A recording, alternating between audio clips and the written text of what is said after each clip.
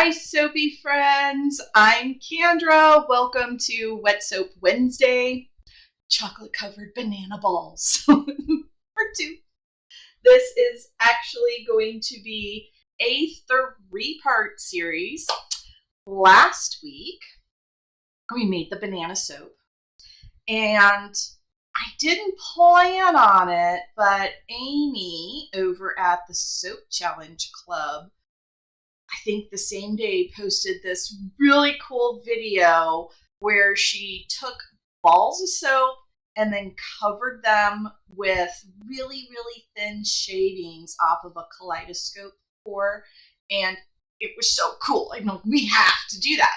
We happen to be making banana soap, so why not chocolate-covered banana balls? Okay, let me go ahead and show you last week's soap. So we're all on the same page. That you can get a speckle update. Here they are. Look how dark they got.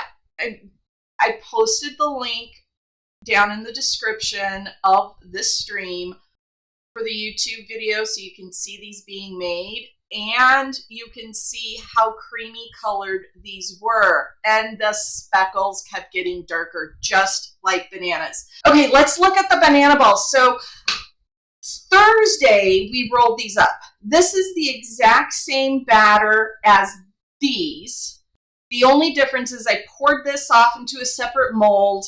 I kept it insulated or wrapped up. I really just put some saran wrap on top of it.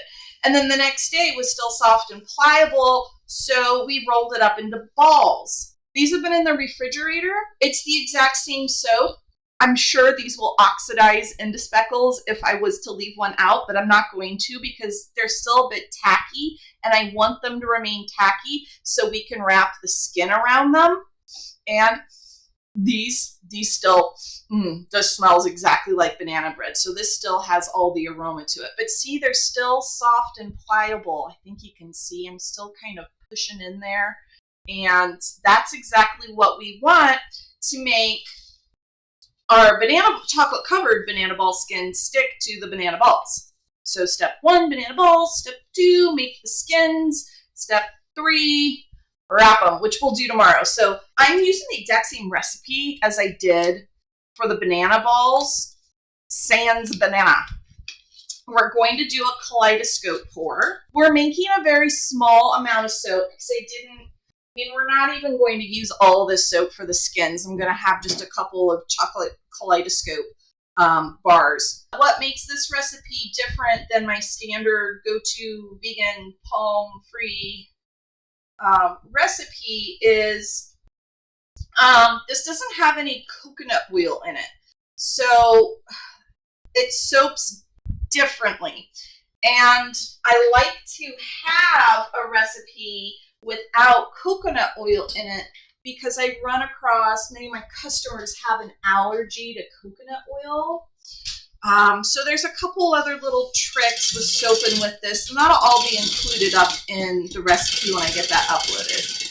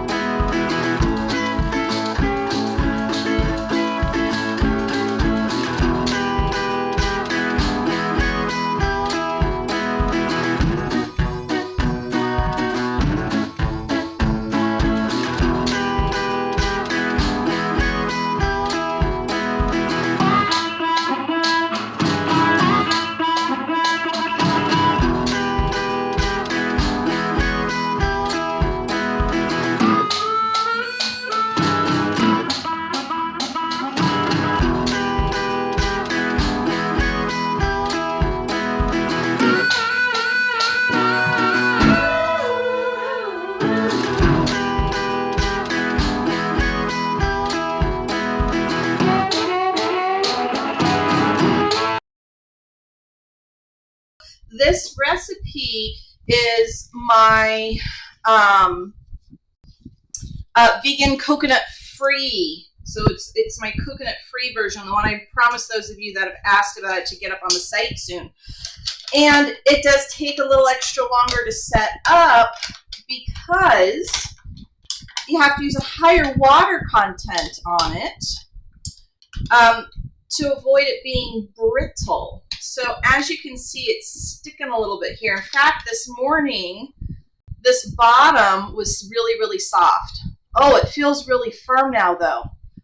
I wrap my heating pad back around it just to warm it up and force it to set up a little bit more. I think that might have worked. Oh, yay. Yay, yay, yay, yay, yay. Okay, I'm going to just set that aside for a minute. I do want to prep the banana balls, so they're going to be ready to skin. That's what I'm calling this. We're skinning banana balls. Okay, so unwrapping these. Now remember, we rolled these up a couple days ago, right? No, last week. It was last week that we rolled these up. And they have firmed up, but they still are a bit sticky. I want to make sure they're extra sticky though, because I need to get this new soap to stick to them. I'm not soaking these, and this is just water. I'm just misting them ever so slightly. And they can sit and let this water kind of soak in while we cut the Kaleidoscope pour that we're going to use for the skins on these. Okay, I'm just going to kind of roll these so they're still pretty tacky, and that's good. That's what we want, because we want the soap that we're going to slice off to cover these and to form a skin that stays stuck to it. All right, Soapy friends, I'm going to be skipping around in this next bit here, and let me just go over what's going on. So I'm just trying to cut these as thinly as I can. I tried going from a side cut. That didn't work. You'll eventually see me switch to slicing through the bottom on this loaf cutter that I have here, to try and get a really thin slice on these. I did get thin enough slices, but as you'll see during the rest of these, my soap, it's just not the best for kind of clay, like, soap dough.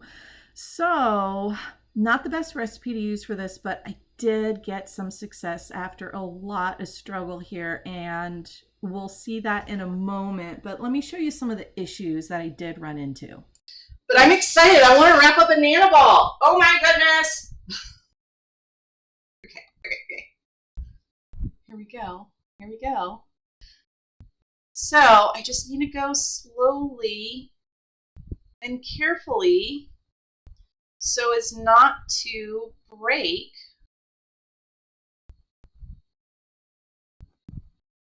the soap that I'm wrapping over. All right, now we're just kind of trying to get the skins to stick to the soap balls without breaking. The soap is kind of tough. I thought it was maybe too thick, but wasn't sure how I was going to get any thinner. I'm just spraying things down, trying to keep things moist. And really, I think it just comes down to not the best recipe, and should have poured this with a soap dough type recipe. I end up slicing off some more, and I have some ideas that we look at down the road here where I will try and warm the skins up. But I'm getting ahead of myself. Let me show you the first kind of sort of success, yet not perfect. Okay, so no, it's going around. Maybe my skins are still too thick. Maybe I just wasn't being patient enough. Oh, broke my skin. See, I think I wasn't patient enough. Okay, not too bad for my first one. I did crack it right here, but I'm smoothing it back out. So this soap ball does come out pretty well in the end. What I end up doing with the rest of the skins is I laid them out on one of my cafeteria trays. I put the cafeteria tray on top of a heating pad. Then I sprayed them all with some water, put saran wrap on top to keep them all insulated and from further drying out, thus allowing them to warm up and moisten up and become much more pliable. I let them sit on the cafeteria tray, kind of just soaking in that humid environment for about 15 to 20 minutes before I tried to apply another skin to one of the balls. All right, let's check these out. It's been about 20 minutes. Just want to see if they're a little more pliable. I'm hoping that they will be.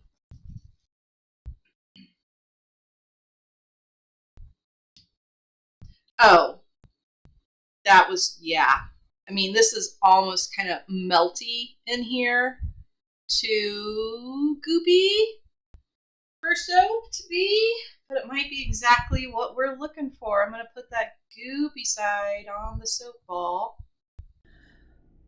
So what I ended up needing to do as I was going through wrapping each one, I needed to keep all of the other skins covered and warmed. You'll see me put the heating pad on top eventually. I still have to go very, very slow while I am trying to apply the skin so that they don't crack. Now that I think about it and going through the next time, I might maybe even try and roll the skins out a little bit thinner before I put them onto the soap ball. But if my recipe was a bit more pliable, if I had maybe a smidge more patience, I think these all would have come out perfect. We'll also notice that my soap balls themselves are not perfectly round, but I totally didn't care about it. This was just so much fun to do. It was a big challenge for me. This is not the type of soap I typically make, but it was so much fun. I got to play with a Kaleidoscope disc from my soapy friend Chas over at Wild Plantanica and use that with a really cool artistic soap ball idea from Amy Warden over with the Soap Challenge Club. Overall, I'm super pleased with these. Despite all of the cracking skins, the splits, the skins thrown away, all of the soap waste, which I will 100% for sure salt out and turn into a floating soap with you all here soon. If you try this, please tag at my soapy friends and tag Amy with the Soap Challenge Club so we can see your awesome or wonky and wobbly like mine soap balls. Absolutely love these. It is a mission of patience and perseverance, and they're so cool. All right, soapy friends, have fun until next time.